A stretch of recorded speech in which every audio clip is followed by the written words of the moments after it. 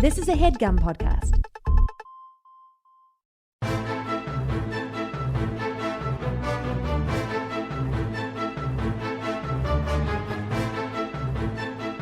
Hello and welcome to The Complete Guide to Everything, a podcast about everything. I'm one of your hosts, Tom. I'm Tim. Tim, how are you doing this week? Tom, this week I am full of hot dogs. Oh, wow.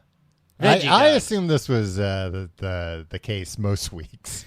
You would think so, just from the looks of me. You come in rubbing your belly and muttering under your breath, "Oh, that's too many hot dogs." I had 2 hot dogs for dinner, Tom. Okay. But I put and veggie dogs. Well, yeah. Tom, the worst goddamn. I'm not gonna mention. Thank brand. God. Yeah, the brand. Mm-hmm. This brand should be thanking their lucky stars. I'm not saying. The only instructions are put this in a bowl of water in the microwave and microwave it for a minute. No, there are other ways to cook hot dogs. No, I have to follow the prescribed instructions. Well, if there's something wrong with their hot dogs that's the only way they should be cooked, then you shouldn't buy them. Exactly. I'm not Yeah. going to buy them again. Yeah. But, I put a lot of condiments on them. They're fine. But don't eat hot dogs for dinner when you're 41 years Well, old. why not? Because it's A uncouth. nice, It's a unbecoming. nice salty treat. It leaves you feeling weird when you try to record your podcast. Yeah. Well, great. It's good to know that you're that's the energy you're bringing into the show this week. How you doing this week? I'm good, Tim. Although I'm criticizing your energy, and I should say you came in hot this week, wanting to talk about the topic way before even the microphones came out. You couldn't wait. Oh, yeah. Normally we have... Tom, isn't it weird that, I come here to record once a week, and we just chat for, an hour, usually? Yeah, a half hour to an hour. Yeah. Mm-hmm. I don't know. I feel like we should be saving. Or maybe we're just getting warmed up. I think we're just getting warmed up. And we're usually talking about personal things that we wouldn't want broadcast to the Yeah, to the but entire maybe we world. started broadcasting that stuff. People would really start leaning in. Yeah. And then word of mouth would spread like wildfire. You gotta listen to this podcast. This one guy, every week he comes in this other guy's apartment. They ask each other how they're doing. They ask each other how their week. I guess that's how the beginning of this You're podcast. describing the show. The difference here would be you'd hear the door open in this version, and here you sit down. We could add that to this with some talented Foley artists. I mean, we have those guys on retainer. There's a guy standing 2 feet away from Tim with 2 half coconut shells in his hands. Dying. It's Just when is wait. the horse going to enter? When is this guy gonna say he's on a horse and I can finally do something? Not going to happen. Not on my watch. Don't they use saws for something, or am I just thinking of music? Like a woo. Yeah, I guess maybe just I think make, they use it for spooky UFO noises and stuff. Okay, yeah, that makes sense. Why did I say UFOs? Let's move along. Well, Tim, since you brought up UFOs, I won't talk about a lot of the UFO stuff going on right now. Somebody's gotten to Tim and told him, you better get your pal there to shut his yapper about everything. Tom, I haven't been more excited for a topic in a very long time. Yeah, I could tell. Do you want to get into it? Yeah, let's get into it. All right, Tom. First of all, Mhm. I don't want this show. Yeah. Look, we're very, very thoughtful about this show. Uh-huh. And I don't want this to be us talking about the internet outrage of the week, or hey, everybody on Twitter or Blue Sky, where Tom and I both spend most of our time, are dunking on this thing right now. Let's jump on, because by the time it comes out, it's stale. Yeah, everybody's heard about it, and Everybody, it's like when the late night guys are like, we didn't steal the Twitter Yeah. jokes. It's just that everybody in the world made a joke about this. right. There's only so many jokes that could yeah. be made about this particular situation. But I think they steal them sometimes, right?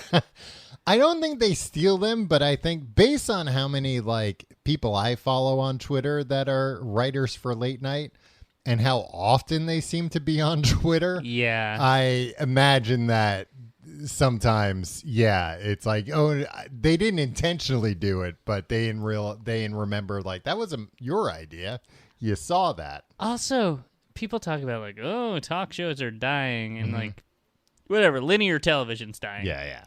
But like the monologue, you ever hear an interview with like a monologue writer for a late night show, and it's like every night, me and the 5 other monologue writers each submit 400 to 600 jokes, right? And that gets whittled down to 4 jokes for the monologue. It's like 4 jokes that you've heard 100 times by then already. Yeah, like sometimes they're good jokes, I guess, but like we don't need to be putting that much manpower into like the first 6 minutes of a show that like less than 1 million people watch, right?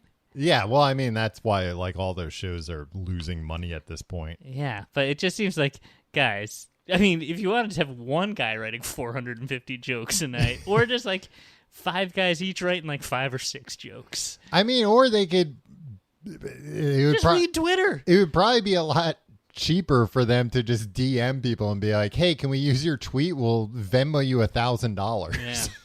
And now you're thinking like Zaslav, Tom. Yeah, I like it. I've been trying to think a lot more like Hollywood executives that are just gutting everything to get to the bottom of the barrel Fire quicker. all the writers. Yeah, and do we actually have to Venmo them the $1,000 at the end of the day? You say you're going to, and then they're too nervous to follow up when it doesn't come through. And then they want to get caught up in litigation for years against one of the most powerful corporations I'd in hate the history of the world. if you know this caused us to not have to use your jokes anymore.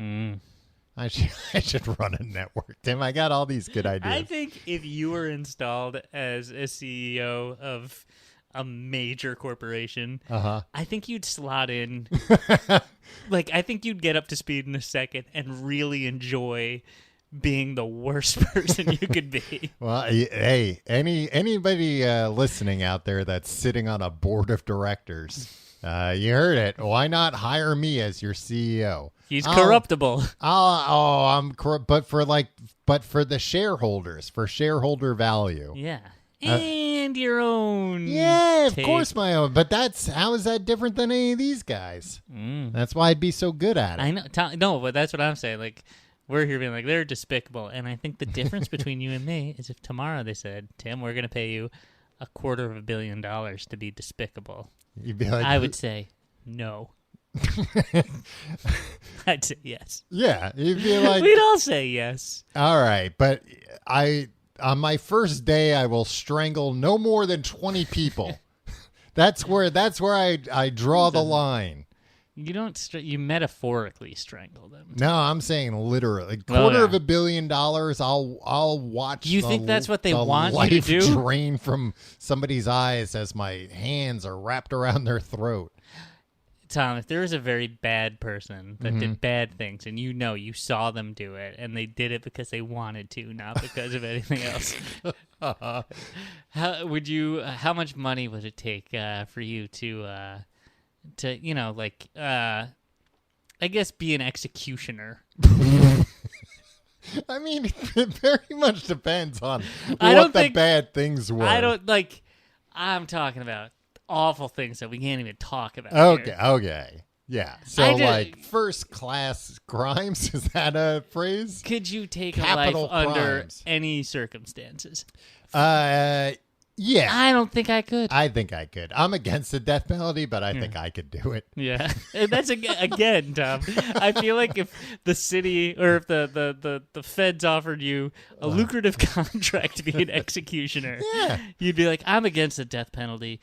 But right. Yeah. Well, it's just like how all these CEOs are like, I vote Democrat. However, I give $100 million to this Republican because it'll lower our taxes by 0.5%. I don't think the CEOs pretend that anymore. Yeah, that's that true. ship has sailed. But yeah, it depends on the method of execution. Yeah. How dirty I have to get my hands. Yeah, I guess I'm thinking about, or maybe I'm thinking about. But if it's like an easy, like throwing a switch. Yeah, it's like, well, what we read about in. The experiments. Yeah, and Books the podcast, this other podcast on Patreon, where it's like, no, not the experiments. Okay.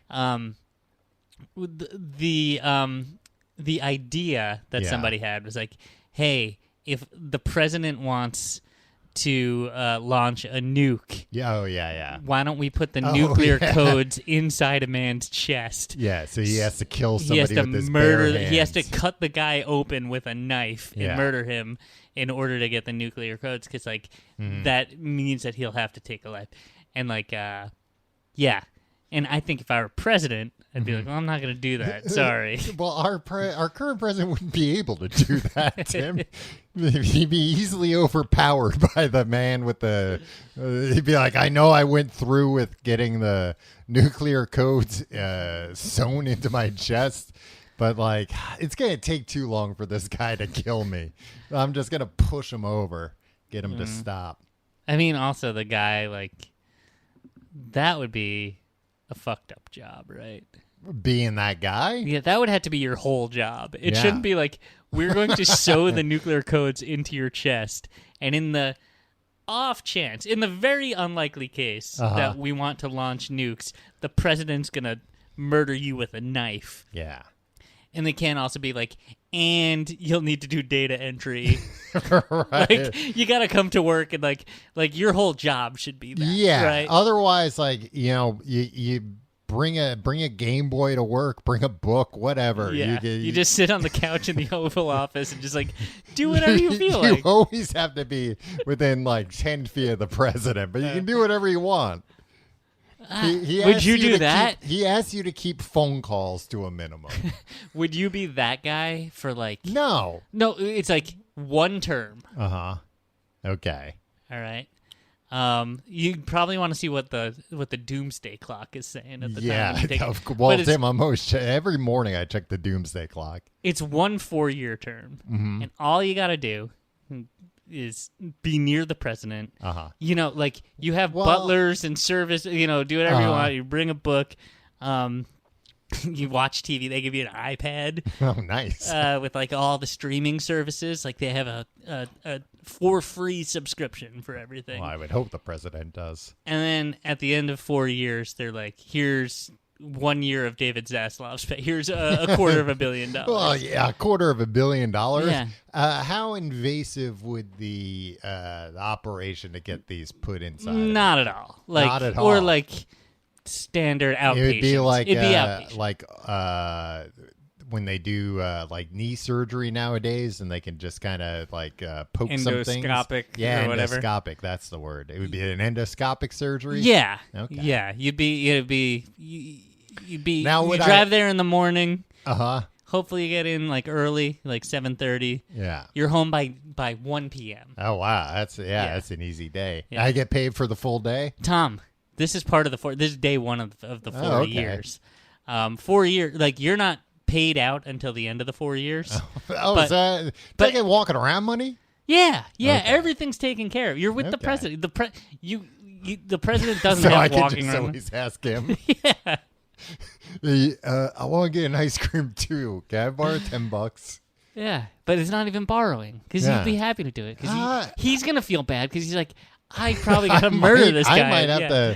to stab you in the chest one day. So the least I could do is now. Would I be? I have a few more questions. Okay. Would I be like famous within the press because of this? Would I like be in every picture that the president's in?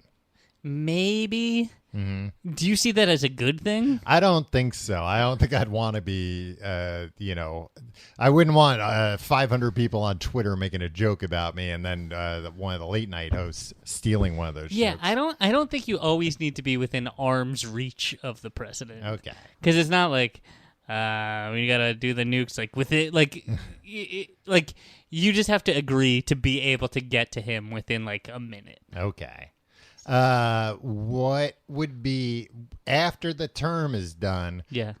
Would they take the codes out of me, or would they just change them and be like, look, the code's inside of you, it's fine. Guess what? It dissolves? Dissolves. Okay. All right. How do they get it to dissolve exactly 4 years later? What if somebody launches... NASA developed it, Tom? Yeah, They but got sometimes polymer. NASA screws up. Sometimes NASA does screw up, and that's part of the calculation you got to make. Yeah. Well, Tim, you've certainly given me a lot to think about. What book was that in? I want to say Atomic Habits or something. Was that one of the habits you should be in? You know what? I feel like Atomic Habits was a book, and we do a podcast on Patreon, Books to Podcast, where we read a book. We analyze it. Do we analyze it? Sure, we analyze. Sure, we dig in. But I think Atomic Habits had like 3 things it wanted to say. Yeah. And then it was like what's some interesting shit we could put in this book as Habits are good. You should develop a habit. And try to do multiple habits at once. And then once you've got one habit, try and get other habits. Yeah. And then it's just like, and now here's some interesting stories. Yeah. Did you know that some guy proposed that like the president has to murder a guy with a knife if he wants to? Yeah. And that book's been like the #1 bestseller for the past 5 years straight.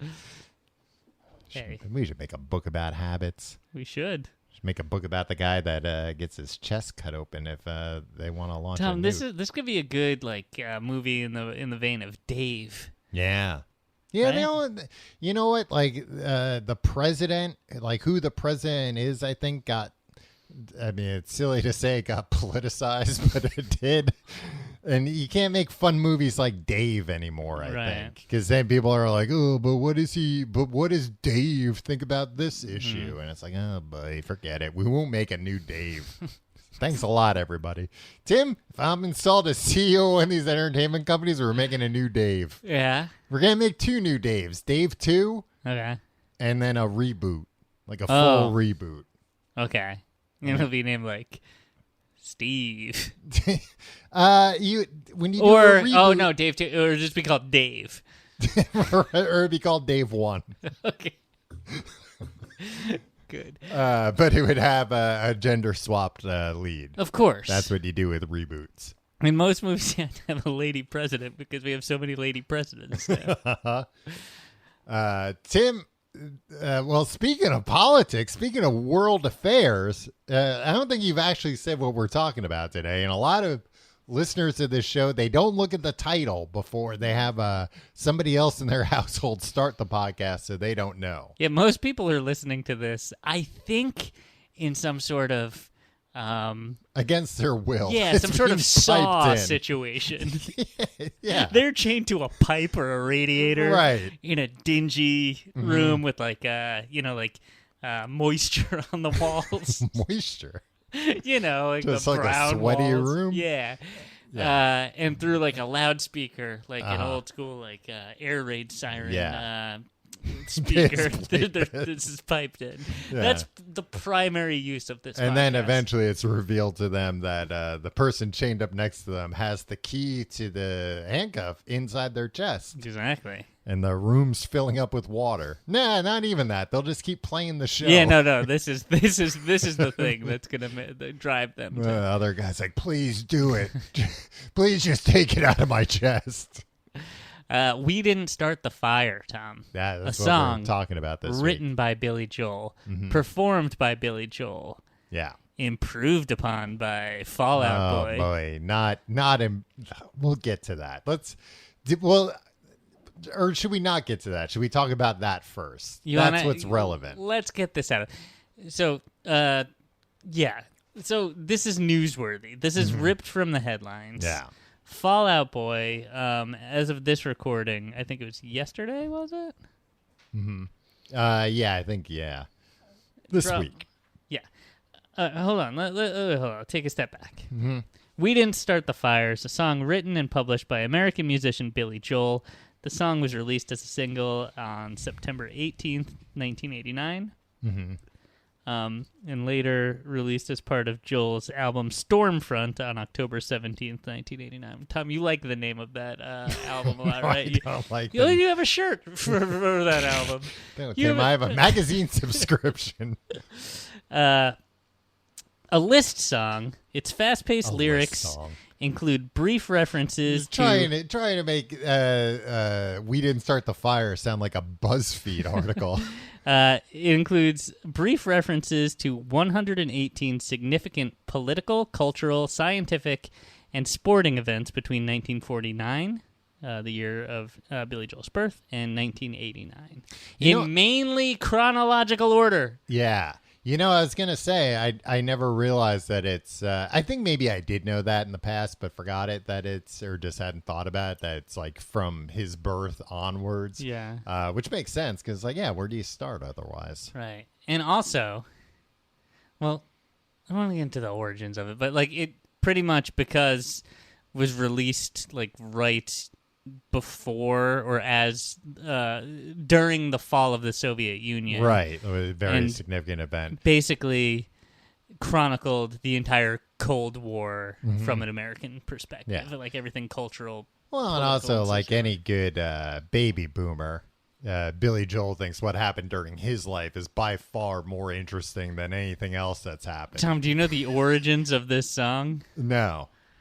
All right, let's jump into it here. Yeah.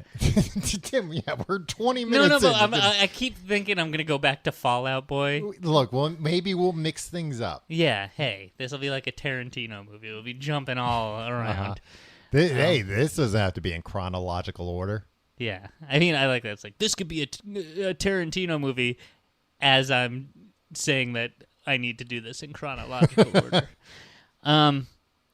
Okay, this is from Wikipedia. Yeah, I've heard of it. Hold on. So, according to Billy Joel, Why are you telling me to hold on? You're the one reading this something. is 1989. Uh-huh. He has When just the turned song comes out. 40 years old. Okay, yeah. And he's like, all right, I'm reflecting on my life. Yeah, yeah. Tom, you think of this probably in the same way that I do. This is late period Joel. Yeah. This is almost like extreme late period Joel. Yeah, yeah. This is second to last album, Billy Joel. Yeah. This is It's Billy crazy. Joel being like an old man reflecting on my life. Yeah, He's 2 years younger than you are now. yeah. But it's also crazy because it's like, I don't know, he was wrong because he's still around. I mean, he's about He wasn't to. wrong. Well, not wrong, but it's just funny to me because He it's retired from making new albums Yeah. 2 years later. Like, he did retire very early, though. Yeah, I know. No. This is the other thing, and I think this is why turning Especially 40. in today's like where musicians keep touring. But this is forever. the thing, Tom. Mm-hmm. They keep touring forever. Yeah. But I think the thing that messed me up about turning 40 is that anybody who like did really cool stuff, which is just Yeah. like people in the arts and like sports figures, they mostly retire in their early 40s. Yeah. Right. And that's like because they realize They're all their used best up. days are way behind them. It's like, all right, I've been milking this thing for 15 years more than I even should have. Yeah. And I'm still like, pretty soon I'm going to think of the thing that's going to define me. Pretty soon I'm gonna figure out what I want to do. Yeah. Yeah. So to hear that Billy Joel was like, time to wind things down. I'm 40.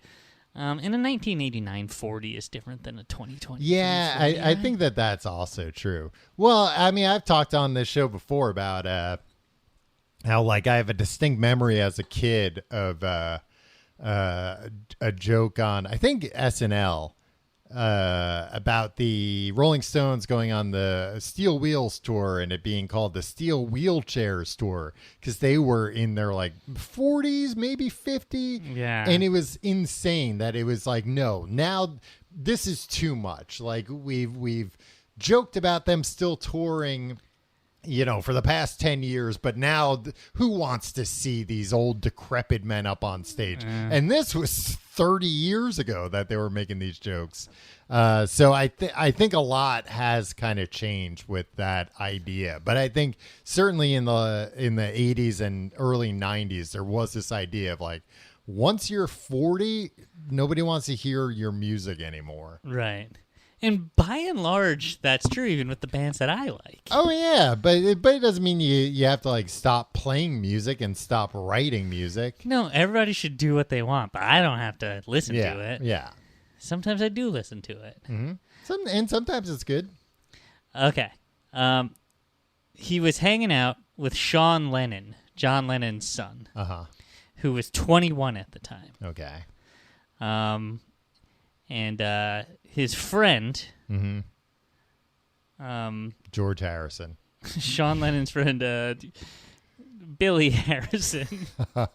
Actually, George Harrison's son's name is Danny, but it's spelled like, I think, D-H-A. Yeah. Or D-A-N. Well, it wasn't Danny Harrison either. Okay. It was just Sean Lennon's friend. Probably a guy. Yeah, probably. Probably some hipster hanger-on or something. Yeah, probably some CEO's son. Yeah.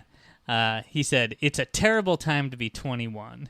To which Billy Joel replied, "Yeah, I remember when I was 21, I thought it was an awful time, and we had Vietnam, and, drug problems and civil rights problems, and everything seemed to be awful."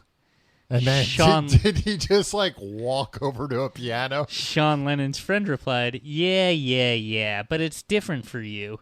You were a kid in the 50s, and everyone knows that nothing happened in the 50s. Billy Joel retorted, "Wait a minute. Didn't you hear of the Korean War or the Suez Canal crisis?" The trouble of the Suez. And then he was just like, "Hey, this gives me an idea for a song." And did he ever? It sounds like he didn't even remember Sean Lennon's friend's name. I mean, at least the Wikipedia article didn't call it out. I wonder if that guy ever knew this story and was kind of like, well, I guess he showed me after he saw that video for the first time on MTV. Probably. Yeah. This was a video that got airplay. Oh, yeah. I remember it It's in being the on kitchen. TV all the time. Yeah, the guy as a burning his kid. draft card and everything. Yeah, it was a good video, actually. Yeah. I remember it was kind of cool. Like the time would, the decades were passing as Billy Joel was just singing at a kitchen table, pounding on it.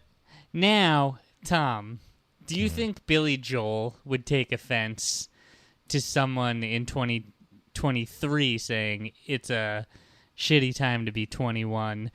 What with, this is somebody, if they went to college, was all, probably remote for the first couple of years because there was a global pandemic. Yeah.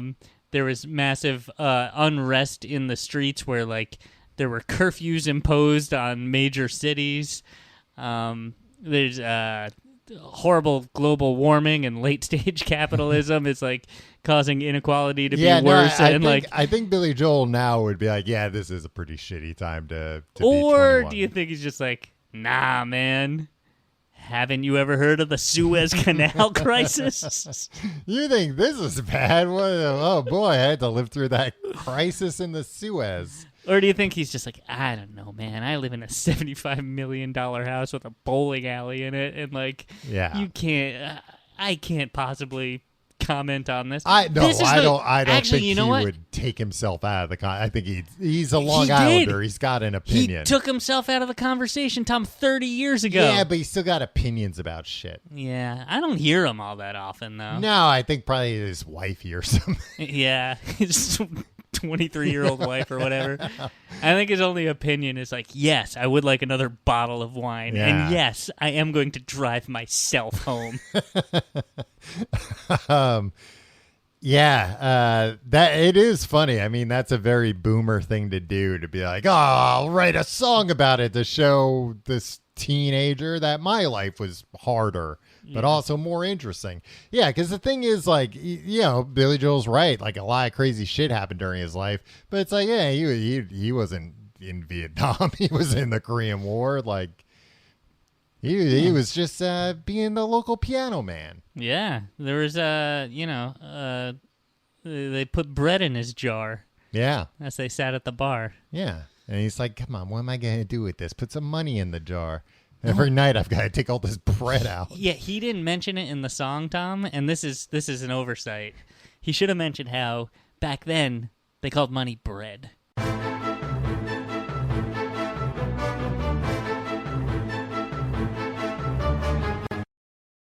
So, Tom, musically, yeah, this song, nothing special. And Billy Joel will even admit to that. Mm-hmm. He he primarily takes umbrage with. Do you take umbrage with something? Yes, you take umbrage with something. Usually with a glass of water. the verse melody, which is just That's fun. It's like a marching band song. yeah. I think at times he's referred to the song as dog shit. Yeah. But then he's always like quick to be like, yeah, that song's kind of dog shit. Musically, melodically, it's dog shit. Yeah. But there's some intellectual stuff in the lyrics there. Yeah. And usually he doesn't like his lyrics. No. Usually he talks shit about his lyrics. Yeah. He's a man of contradictions. I don't know how He's a man of extremes. he can't figure out. He doesn't know why he goes to them. I'll tell you why. It's all that drinking. This appeared on his Stormfront record, Tom. Mm-hmm. Tom, the song Stormfront, Yeah. backing vocals by Mr. Richard Marx. Oh, really? Yeah. I don't think I never knew knew that. I didn't know that till I was doing some research for this yesterday. Was that before Dickie hit it big, or No, 89? No. Oh, yeah. Can I ask you something? Uh-huh. Is this going to make sense if I play this on this? We're not going to insert it, but like maybe the mic will pick this up, maybe it'll not. What is going on in the beginning of this? Oh, with the like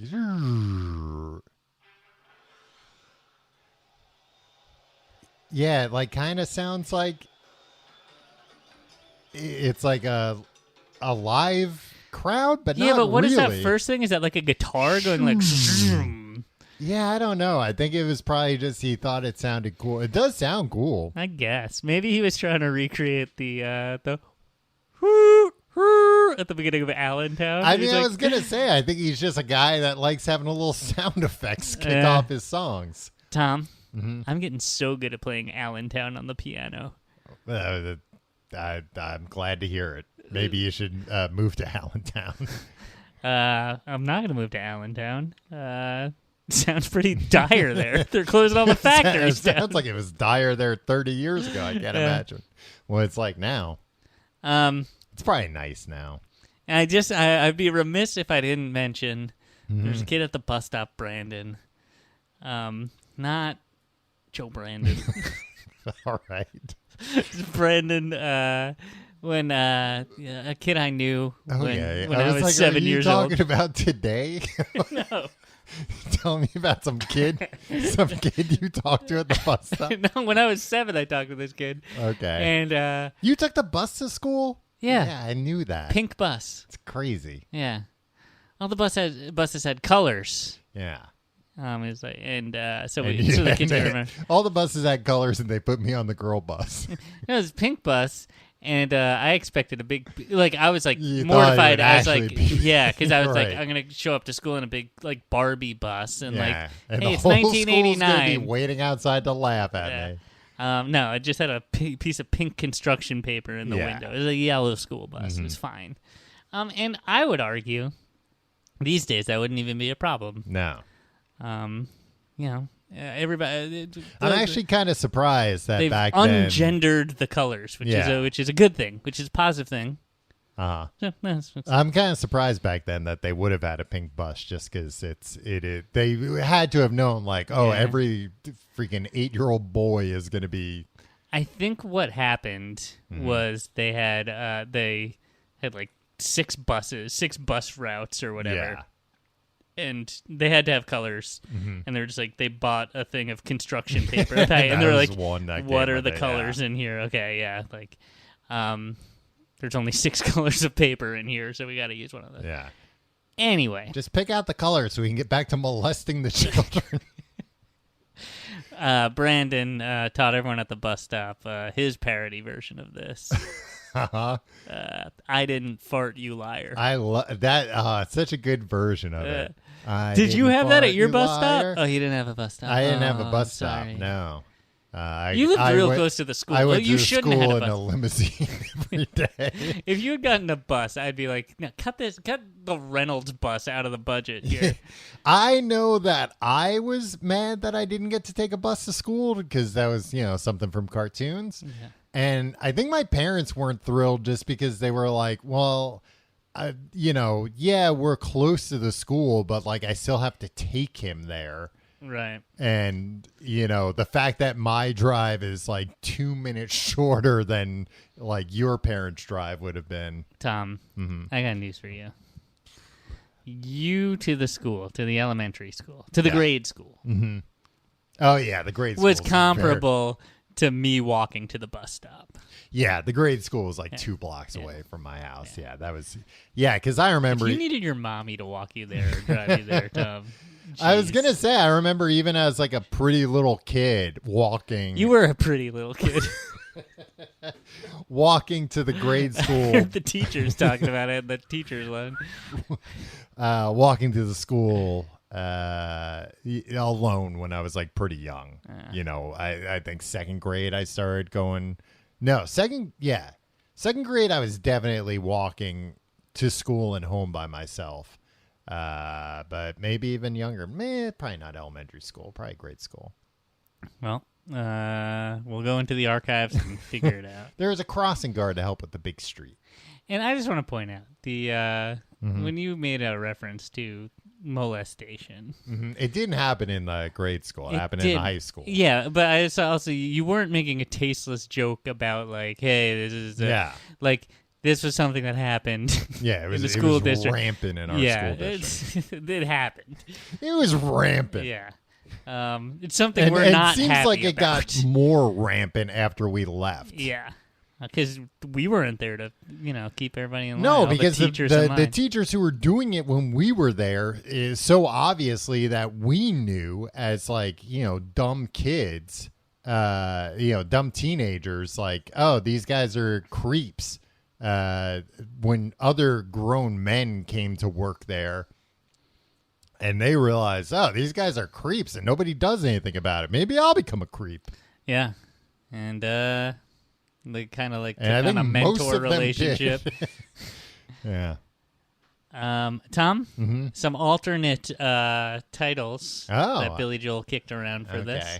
I didn't fart, you liar. With Rolling Stone's Jan Wenner. Who?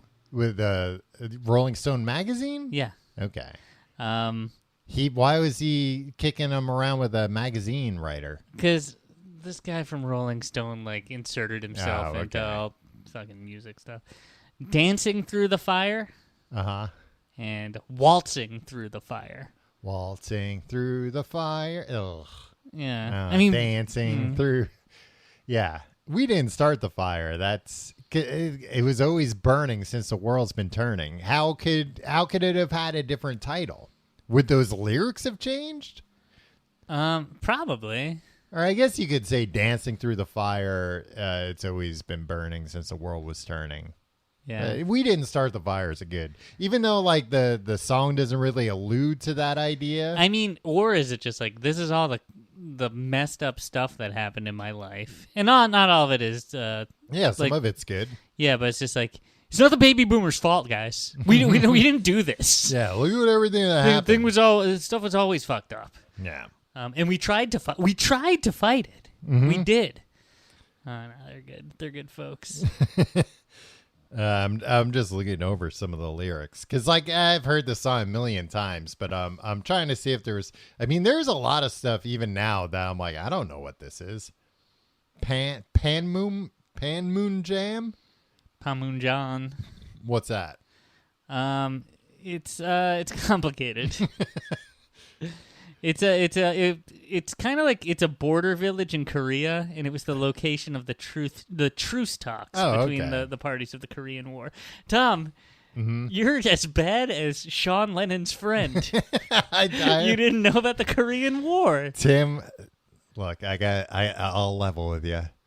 Cut this part out of the podcast. I'm hoping Billy listens to this episode, and he's so infuriated that he records a new version to supersede the awful Fall Out Boy version. Yeah. I mean, maybe it won't even be about stuff that's happened since 1989 till now. Maybe he'll just take another crack at this. He'll be like, that wasn't all that happened. Here's some other stuff. Do you have affection for this song, Tom? Yes. Do you think it's a good song? That's my reaction to this song and like most of Billy Joel's catalog. Right. It's like I've I think it's an affection. incredibly unique song and a very. It's very unique. If you haven't heard "It's the End of the World as We Know It" and "I Feel Fine," which was released like 1 or 2 years earlier.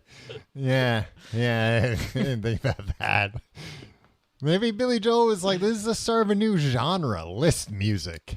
I mean, it's list song is a clickable link in Wikipedia. Oh, I bet that Bare Naked Ladies song is in there. 1 week. Oh, let's see. I mean, that's just fast lyrics. Yeah, but it's like a list. It's like a 1 list. week, Bare Naked Ladies. Yep. See, it's a list song. There's way too many. List songs. The Bad Touch, which is You and Me, Baby, the Bloodhound Gang, as it lists many euphemisms for sexual acts. Yeah, I'd include it as a list song. Somebody should make a list song about this list. Yeah. Hold on. Is the only other one that I could think of is what's that? Is it a Queens of the Stone Age song where they like list all the drugs? Oh yeah, ecstasy, cocaine. Yeah. Is that Feel Good Hit of the Summer? Yeah, I think so. Is that in there? Not in there. Okay. Looks like old Timmy's going to be updating Wikipedia tonight. It's just really. I finally have something to contribute. It's really just the chorus that does that, and they only name like I don't know, like 6 different things. It's a list. Yeah, it is a list. A list can be 6 things, Tom. A Last list I could checked. be 6 things. I mean, sometimes I go to the supermarket. Gatekeeping what a list is, Tom? Sometimes I go to the supermarket and my list isn't even that long. I went there today to get bread and toilet paper. Or not bread and toilet paper. I'm thinking of money. I went there to get beer and toilet paper. I looked like a real guy with a fun night ahead of him. Yeah. I'm always so self-conscious of what else I'm buying when I'm buying toilet paper, and I shouldn't be. Yeah. I have that It's too. the It's like thing these that people you'll- are going to think I'm some sort of sick freak. Yeah. They'll never believe that stuff comes out of my butt. Yeah. Because sometimes, often I'm buying toilet paper. It's a thing that you always need more of. But I'm always so self-conscious if it's like a night that like Laura's not around and I have to like fend for myself for dinner, and I didn't think about that till like 9 o'clock. So now I'm like, I'll just go get like a frozen lean pizza. cuisine and a package of toilet paper and Yeah. a single roll of toilet paper. Yeah, and it feels like, come on, man, start shopping ahead a little bit. Tom, What did you blow through all your toilet paper and now you think, oh, I should start eating healthier, so I'll get a lean cuisine when I get my next roll? you think if you eat lean cuisines, you use less toilet paper? I think a guy who blows through a bunch of toilet paper. Also, like, how do they know he how would quickly? think that. Unless you're going in there, I could see if it's the same cashier Yeah. and you're going in and buying a 4-pack of toilet paper every day. They're like, this guy's blowing through. But nobody's going to think that, like, because you're buying toilet paper, you must have gone through all of your toilet paper so quickly. Well, let me ask you this, Sam. When you put toilet paper on the conveyor belt, do you say to the cashier every time, well, I guess you know what this is for?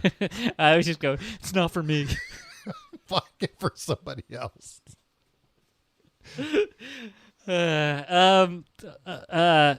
He was asked, Billy Joel was like, Yeah. hey, you ever going to do a follow-up to this song? Mm-hmm. No, I'll let Fall Out Boy do it. I said, no, I wrote one song already, and I don't think it was really that good to begin with. That's what Melodically. That's what he says about everything he's ever done. I know. He's kind of cool in that way. That, like, No, you it's know, like a- you know it's, like, bluster, but, like, you know he does, like, have a, like, he's arrogant and narcissistic as anybody would be in his position. But, like, he still does think that he's kind of bullshit. Yeah, but I think he has that kind of Long Island thing where, like, he'll say that all day, but if anyone around him was ever like, that song was all right, he'd be like, fuck you. Fly off the handle. Yeah. He also, somebody asked, or, you know, he was asked at one point, I guess somebody asked him this, Yeah. if it was meant to be a chronicle of the Cold War. Yeah. He said, It was just my luck that the Soviet Union decided to close down shop right after I put the song out. Yeah. It's just like, hey, I lucked into it, and like that made a nice little he symmetry. didn't here. claim that he had anything to do with Yeah. it. Maybe he did. He did. I mean, he did that concert in Russia where he was screaming at Yeah. at the guy. Well, you know why he was screaming at the Yeah, guy. because they were like shining lights on people to like take him out. Yeah, or not even to take. He was just like he was afraid that like people Mm-hmm. would be marked for like Yeah. whatever. You were an enemy of the state. Yeah, because you're you enjoying like American Billy rock Joel and roll. too much. Yeah, because that was pretty edgy in the Soviet Man, Union. at the imagine time. getting sent to the fucking gulag because you were dancing too much at a Oh, Billy Joel concert. Billy Joel, yeah. Stormfront, pretty good. You know album, he's though. not gonna help you. He's not gonna, send his helicopter to go get you out of the gulag, drop you off at his yard in Sag Harbor. I mean, he would if he could. I don't think Billy Joel's as bad of a guy as you think, as you claim he is. No, I don't think he's a bad guy. I just think he's not gonna go out of his way to save a political prisoner. Eh. Maybe he will. Maybe he will. We gotta follow up, find out if any of those people are still in the gulag. Yeah, and then also I'm reminded, like every time there's I'm like, hey, Billy Joel's a good guy. He's salt of the earth. He would be He blue drives collar into if he somebody's didn't living have. room. Yeah, and then either that or like he announced that he's ending his residency at Madison Square Garden. And he's up there with freaking James Dolan, like, hey, and thank you to this man, the greatest man on earth. It's like, just Yeah. fail. I thought you were piece gonna of say shit. like he's ending his run because everything's too woke now. But I think if I haven't heard him speak on the subject, No, but I think like he'd be like, he'd be very Long Island about it, where he'd be like, well, I think he'd have a progressive take on it with a Long Island twist to Yeah, it, where yeah. it'd be like, hey, it's none of my business what these freaks want to do with their lives. right? You know? Yeah, just don't shove it in my face. Yeah. do whatever you want. But like, I'm fully supportive of it, but whoo, there's some wackadoos out there. yeah, that would definitely be his attitude. Yeah. But like, it's better that like I'd hesitate to call him an ally on any Right, issue. but he's not like a hateful man. Yeah. Yeah. And like he'll just fuck off to his mansion and ride his chopper around. Yeah, I do think he's the kind of guy that like I think he does appreciate art and artists. Yeah, I think so too. Yeah, Look, he's the piano man. he sure is. He's the uptown girl herself, No, that was his ex-wife, Christy Brinkley. Christy Brinkley. Everybody, the Beauty and the Beast. That's what they said. Really? Oh yeah. They called him the Beast? I mean, he wasn't a great-looking man. No, but I mean, she was like at the time, the most beautiful For the woman in longest time? America. Yeah, for the longest time, she was. She had a long reign as like an incredibly beautiful woman. Back in the day when you could just sell posters, and that was Of a lady. Yeah, and that was a lucrative business. Yeah. I maintain Christy Brinkley still looks fabulous today. She does. She looks great. Or the last time I saw her, which was Yeah. on Parks and Rec episode. Billy Joel doesn't look bad either. He lost a lot of weight recently. Did he? I watched a 60 Minutes Australia I get a lot of those videos on YouTube too. Why is that? interview. I don't know, but they it was from a couple years ago. Mm-hmm. But they started doing a story on Billy Joel pre-pandemic, Yeah. and then they had to pause it because the okay. pandemic, And when it was they came Australia. back, he had lost weight. So Yeah, they were like, and then- well, now we have to address this. Yeah, really. And like the whole thing turned into like him talking about his weight loss journey. like- What's his secret? What'd he do? I think he just his doctor told him he should lose weight. And he realized he wasn't a young man anymore Yeah. and should listen to his doctor. And I think the whole thing was like he was trying to make it this thing of like, hey, I was the angry young man. Mm-hmm. You But know now that I'm song? the wise old man. But I was always thumbing my face, thumbing my nose Yeah. at authority. Yeah. But now in my old age, I realize I can't be that angry young man anymore. It'll literally kill me. It's very funny. I mean, that's one of the funny things about Billy Joel to me is that like Billy Joel really sees himself as like a true punk. Yeah. Like, oh, I was always, giving the finger to authority. And it's like, yeah, but I don't know. Authority wasn't really doing anything to you. Okay. So when this song came out, like nobody was ever like, we're burning all the Billy Joel records. They're too sexual. When you play him backwards, you hear messages from the devil. He was a guy in the 80s putting out fucking doo-wop albums. That's right. I really wish that if I could remove one chapter from the Billy Joel discography, it would be that, because that makes him seem way lamer than he actually is. He's got some. But that's what I'm saying when he talks about like thumbing his nose at authority. Yeah. It's like authority's over there snapping their fingers, like, "Hey, we love this song." It's like a barbershop quartet. Oh, this is great. Fuck you, pig. It's like, no, we love it, Billy. In 1990, Tom, they sent out 40,000 audio cassettes to schools. Oh, wow. It had "We Didn't Start the Fire" on it, but preceding it, before it had a 10-minute lecture from Billy Joel. Oh, wow. About the importance of history. Huh. Which is like, I'm sure that's online somewhere. I'd like to listen to that. I searched you can find it? Really? For it. Yeah. What was the name of it? Whatever. And it's like just bullshit. Like, history is a living thing. If we don't learn from the mistakes of history, we're doomed to repeat them. But like, I could see that being like 40 seconds of an intro that we did. What is he talking about for 10 minutes? The other 9 minutes are him like complaining about the guy who's got the slip next to him at the dock, and the dock master not doing anything about it. Yeah. He was upset that like the guy at the bakery, like the didn't let him skip the line, even though he's Billy Joel. Yeah, I go there all the time. He knows who I am. He knows my face. And I wouldn't mind. I can wait like a normal person, but like, and I like it, but like, I love all my fans, but like, I'm getting bothered all the time. People want a picture. People want an autograph. I'm just trying to get a loaf of bread. I got a sauce on. Jar.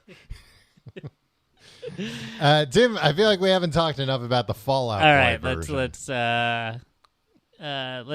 Let's transition over to the Fallout. Okay, I have the lyrics in front of me. Do you know it all from? So what the story here is that Fallout Boy. They made it like an event. The day before, they were like, tomorrow at 10 a.m. Eastern, 1 p.m. Pacific, like 8 a.m. London. Like, we are going to release the version of Billy Joel's We Didn't Start the Fire. It's called like We Didn't Start the Fire 89 to 23. Yeah. It's like, nobody asked for this. Tom, and I'll tell you this. I don't know one Fallout Boy song. I've never heard a Fallout Boy song. You've heard that. We're going in there, and sure we're going down. That's them? I think so, yeah. Okay. Do they also sing the Pete Buttigieg song? What was that song The again? High Hope song? Is Yeah, that Fallout I think Boy? so. Yeah, maybe. They're also like a weird band because they've got like. Oh no, that's Panic at the Disco. Oh, okay. Which Same I difference. thought was Fallout. But like, Yeah. it now occurs to me that those are two different bands. But and maybe they don't do the song I just sang either. But That's Sugar, We're Going Down. yeah, but a weird band because they like Pete Weiss. Is that his? Yeah, Pete that's Wentz. Fallout. Wentz. Pete Wentz. All I know is that he showed his wiener on the internet one time. did he? I think. Okay. I can't be sure. There's a guy named Patrick Stump. Oh, he plays the drums, I assume? No, he's the singer. Oh, okay. I have pictured him sitting on a stump playing the drums. But Pete, You think drummers sit on stumps? I think Patrick Stump does. Maybe that's how he got the name. His thought maybe it actual was like name is a- Patrick Stumpf. Oh, okay. Stumph. Yeah. But he excised the H to Yeah. be more rock and roll. Probably just because every time somebody asked him his name, he had to be like Stump, but then with an F, Yeah. and he got sick of doing that. That's not rock and roll. That's just common sense. I was gonna say Fall Out Boy's a weird band because Pete Wentz is like the most known member, and he's not the singer. He's which the is- bassist. Yeah, which is always unusual. That's what happened with Interpol. Wasn't there, what is his name? Carlos G? Yeah, the bassist. Yeah. Yeah, he left the band. I don't know if he came back or Yeah, whatever. he became like an artist. But like the only guy I knew Mm-hmm. from Interpol was that guy. Yeah. I mean, I think more people And then probably there was a know guy in the band that Flea went- than Anthony Kiedis.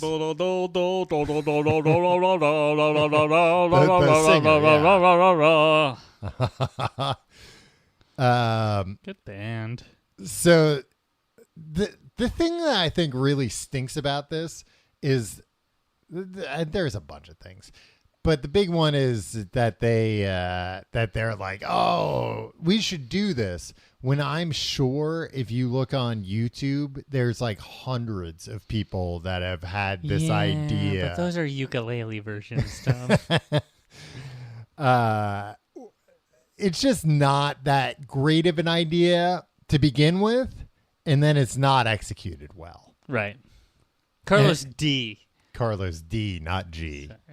And I also, I think spent way too long on the actual Interpol The- Wikipedia, and I was like, International where is this Police. guy's name? It's like, oh, yeah. Sorry, Yeah, go well, on. what's all this garbage about Carmen Sandiego? I'm trying to find out this bassist name.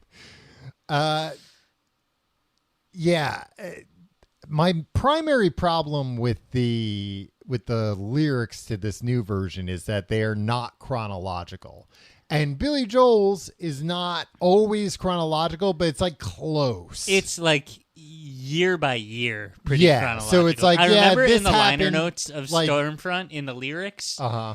it did have Oh, really? headers Everything of cited? the year. Okay. So, Oh, yeah. And I was So like, it's like, ah. yeah, this happened the month before the next thing I'm going to mention, or a month after the next thing. But and like, he said it's kind of like a Tarantino movie in that way. he said that. Yeah. That's and what did Quentin Tarantino think of that at the time? He was probably like in high school or working at that video store. He was writing True Romance. Yeah, and he was probably like, oh wow, all right, Billy Joel. inspiring. Never put any of his music in his movies, to the best of my knowledge, though. Not that I'm aware of either.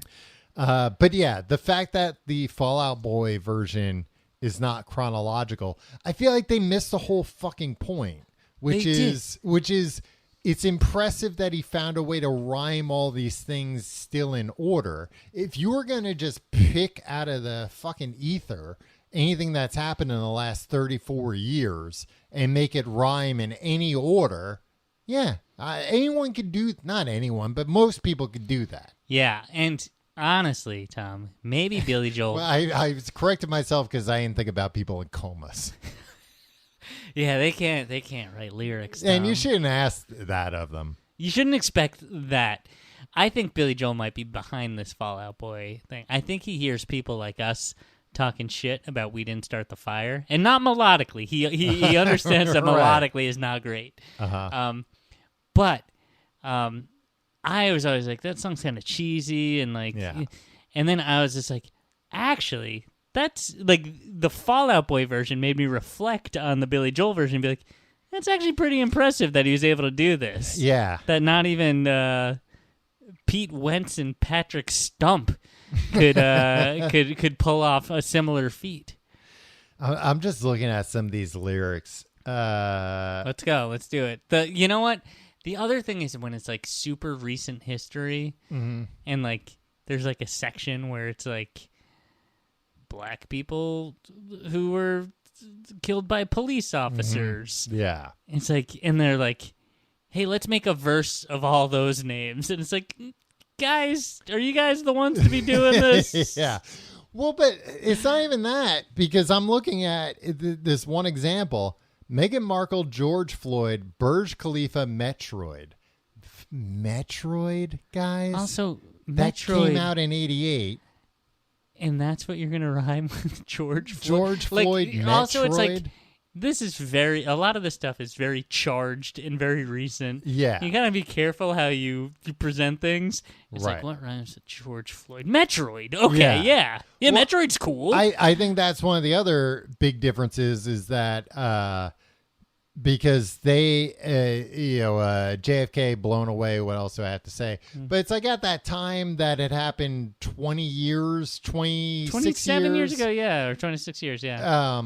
But here they have Shinzo Abe blown away. And it's like, that just happened. And also, did you guys know who Shinzo Abe was? Yeah. What else I'm looking at? Oh, I thought there was a line about they have Keaton Batman.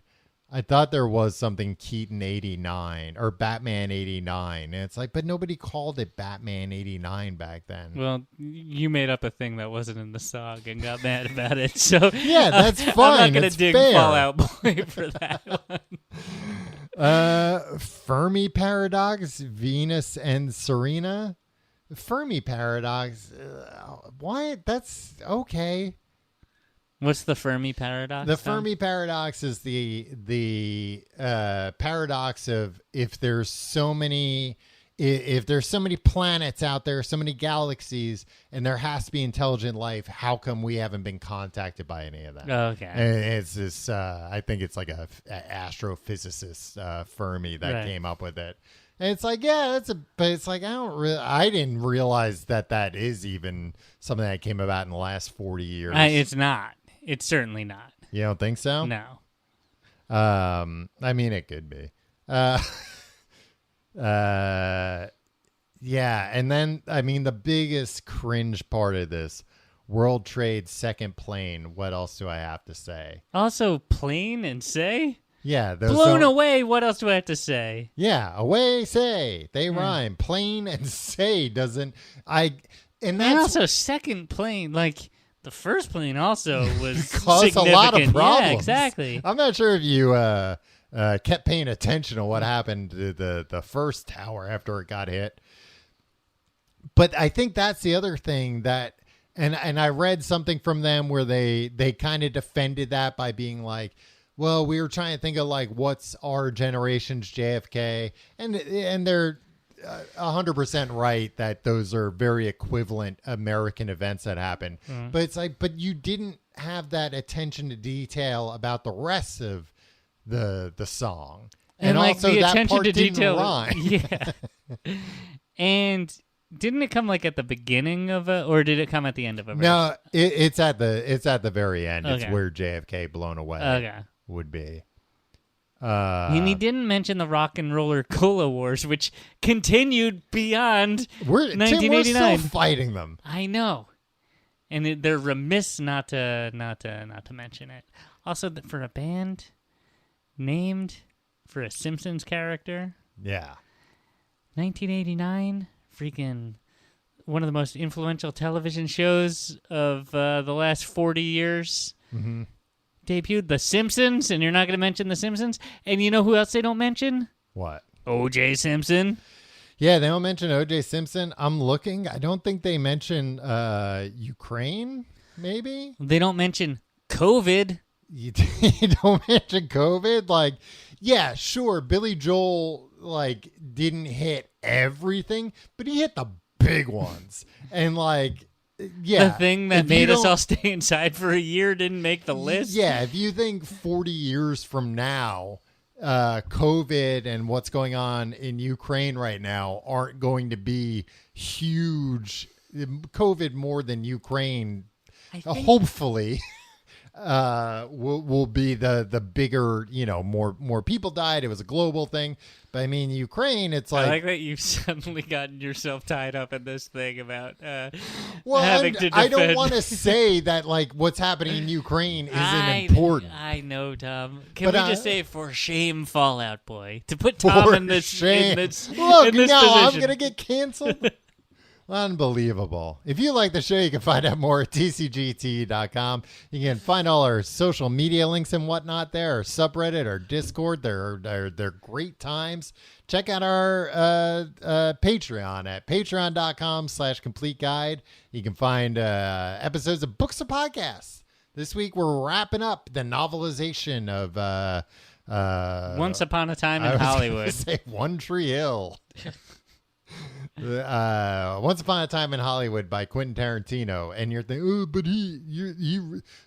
but who wrote the book? He wrote the book too, you knucklehead.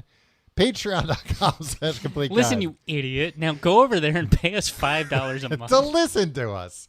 You get all the back episodes of Books of Podcasts and a whole lot more. Patreon.com/complete guide. You can follow me on Twitter, Instagram, and as Tim alluded to earlier, Blue Sky at Tom Reynolds. Yeah, only follow me on Blue Sky at Your Pal Tim. Wow. Tim only wants the coastal elites to follow him. That's true. Tom, this is the rare episode where we were mostly on topic the whole time. Yeah. And I still feel like we got nowhere. I know. I still We didn't get into any of the Billy Joel lyrics. Nope. And except we for got into Tom like and John. 4 lines from the Fallout Boy version. Maybe we should just pivot to making this a We Didn't Start the Fire podcast. We'll never run out of things to talk about. There is a We Didn't Start the Fire podcast out there, and it's a good. I've actually heard this. Numerous people like talk it just about goes starting through like this. history. It just goes like every episode is the next. Oh, okay, thing. yeah. Cool. I've never listened to it. I'm sure there's probably more than one that actually do that. Yeah. But yeah, Harry Truman, Doris Day, Red China, Johnny Ray. I have started watching White House Plumbers on HBO. You know about this show? Yeah, with Woody Boyd from Cheers. Harrelson and Justin Theroux. And You know what? Cheers didn't make either Billy Joel or Fall Out Boy. And it should have been in premiered. both. Yeah, exactly. The premiere of Cheers. Premiere of Cheers, finale of Cheers. and finale of Cheers and Fall Out Boy, yeah. That would have given Fallout Boy a free line there that they could have put in. But yeah, I started watching White House Plumbers, and it's one of those things where like I feel like when we were kids, there was still so many people talking about Watergate, and it's like I still don't really know what. Well, like I know like the broad strokes, but I don't know the whole thing. About Watergate? Yeah. Really? I mean, I know. Haven't like, you seen All the President's Men? No, I haven't seen all the it's a good President's movie. Men. You should. But watching this, I'm like, oh yeah, like it's interesting to see history sometimes. I could do one of these intros for one of these tapes they send to schools. Your whole life would have been different if they sent us that 10-minute Billy Joel lecture. Man, we probably would have brought it up on this show every episode. Hey, remember that time in school they just played a tape from Billy Joel talking to us? God, I wish. We were at a fucking Long Island school. Yeah. Wait, they get Yeah, lost where in were the they mail? sending these things? Yeah, what the hell? I'm sure all of our teachers would have had a fucking assembly Yeah. to play this for us. I do remember, like, this song was a big deal, and not just Yeah. with Brandon at the bus stop. Right, it went way beyond that. Like- now there's Joe Brandon you're talking about? Oh, yeah, it was Joe Brandon. All right, we'll see you next week.